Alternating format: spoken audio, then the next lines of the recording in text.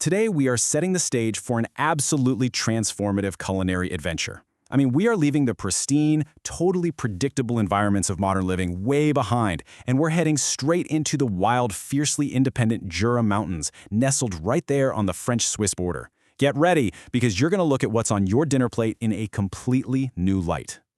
Okay, let's dive into this powerful realization from Chef Monica Galletti. She's a senior sous chef who literally spent 15 years working her way up the ranks in a high-end, Michelin-starred kitchen in London. And, she realized that she, like honestly so many of us, had become totally disconnected. She was just so used to receiving perfectly boxed, world-class produce right at the back door of her restaurant. So she made this incredibly bold decision to leave her comfort zone behind and travel to the very source.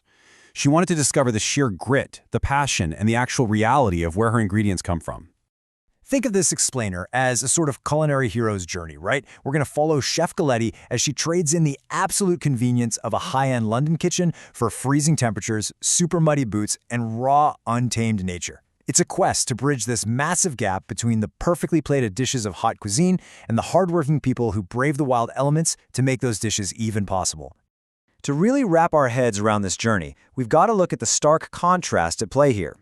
Back in the London restaurant, chefs are working flat out. It's a sterile, fast-paced environment where they literally only ever see the final packaged product. But out in the Jura Mountains, wow, life operates on a completely different frequency. Out there, the food is muddy, it's entirely dependent on the weather, and honestly, survival relies on a fierce, self-sufficient reality that's been passed down through generations. Our first stop in understanding this wild world brings us to a really fundamental culinary concept, terroir. Now, it's often tossed around as this fancy, abstract buzzword in upscale dining, but out in the Jura Mountains, it is intensely literal. To actually experience terroir, Chef Galletti ventured into a local artisan's personal wine cellar. We're talking about a freezing, damp room literally filled with mold and spiders. But it's inside these specific, damp cellars that the real magic happens. A natural veil of yeast forms right over the wine in the barrels, and that gives the famous local vin jaune, or yellow wine, its gorgeous golden color and its distinct earthy cherry taste. The physical terrain itself is literally right there in the glass. And this brilliantly illustrates a vital concept you'll see on this region's cheeses and wines: AOC status.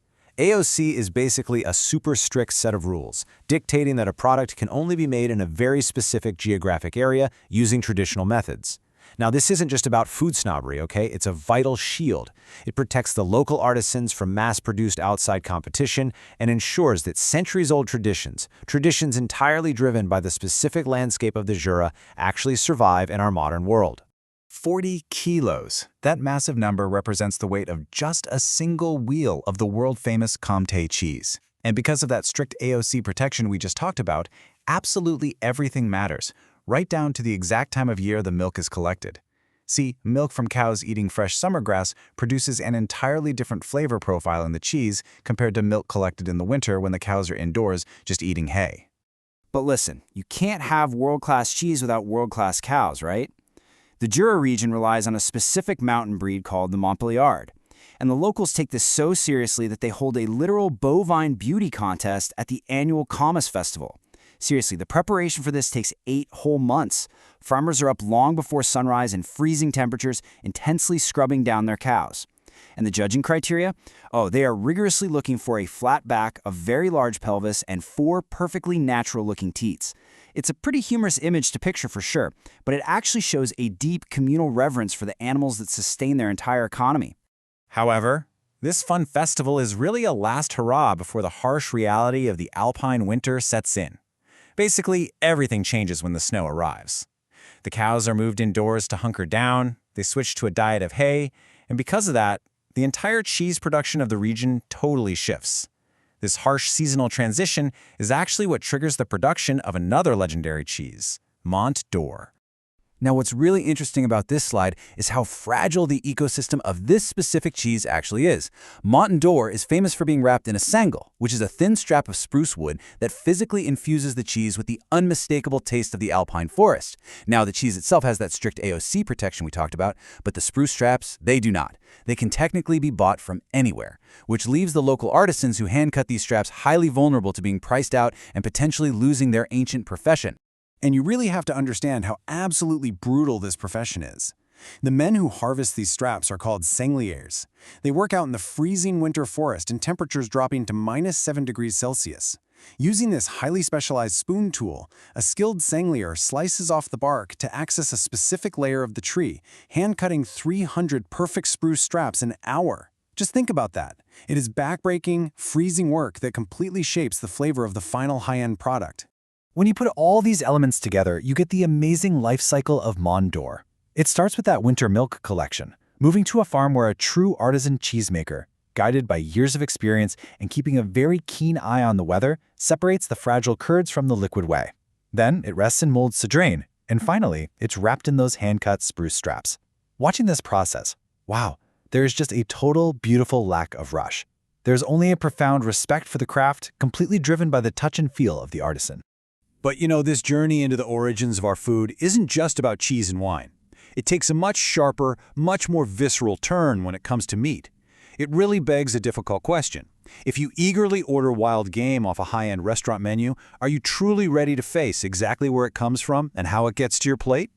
To find out, Chef Galetti stepped way out of her comfort zone to join a local wild boar hunt. Hunting is basically a cornerstone of everyday life here in the Jura Mountains, with around 8,000 locals participating annually. But this isn't stalking with high-powered rifles or anything like that. In this traditional method, there are no guns at all. It is a highly visceral pursuit using only a pack of dogs to chase and bring down the boar, which is then quickly dispatched by a hunter using a single knife.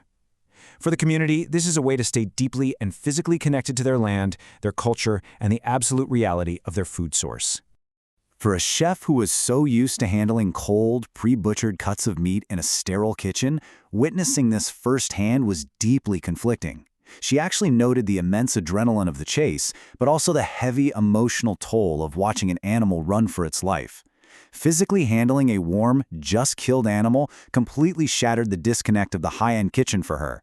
It forces this really raw acknowledgement that, well, something died to become your dinner.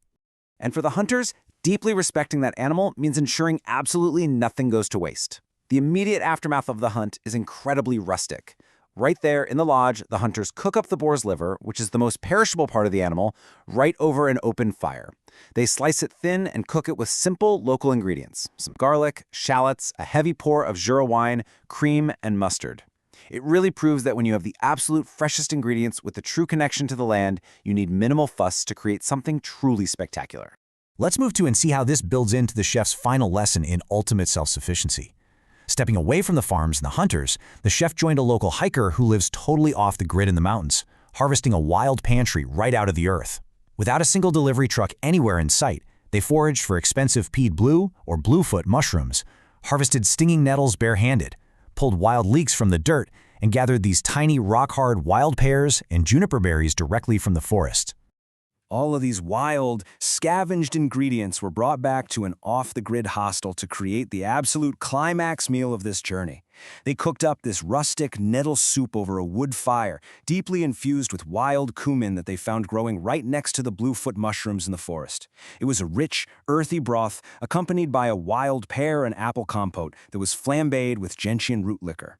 I mean, it was a meal 100% detached from the boxed, manicured deliveries of London. So the crucial point is what Chef Galetti realized while sitting there eating that soup. You can be a chef in a modern kitchen, endlessly experimenting with all sorts of artificial pairings and imported flavor profiles. But true, profound culinary magic, that is rooted in the natural ecosystem. The ingredients that taste the absolute best together are naturally found growing together in the exact same soil, weathering the exact same climate. It's like nature already figured out the recipe. This entire journey pulls back the curtain on the pristine illusion of high-end dining, revealing the dirt, the freezing cold, the sweat, and the incredible artisans behind every single bite. So it definitely leaves us with something to think about the next time we sit down for a meal. Knowing what it actually takes to bring true, authentic food to the table, could you trade the packaged convenience of the modern world for the raw, muddy reality of knowing exactly where your food comes from?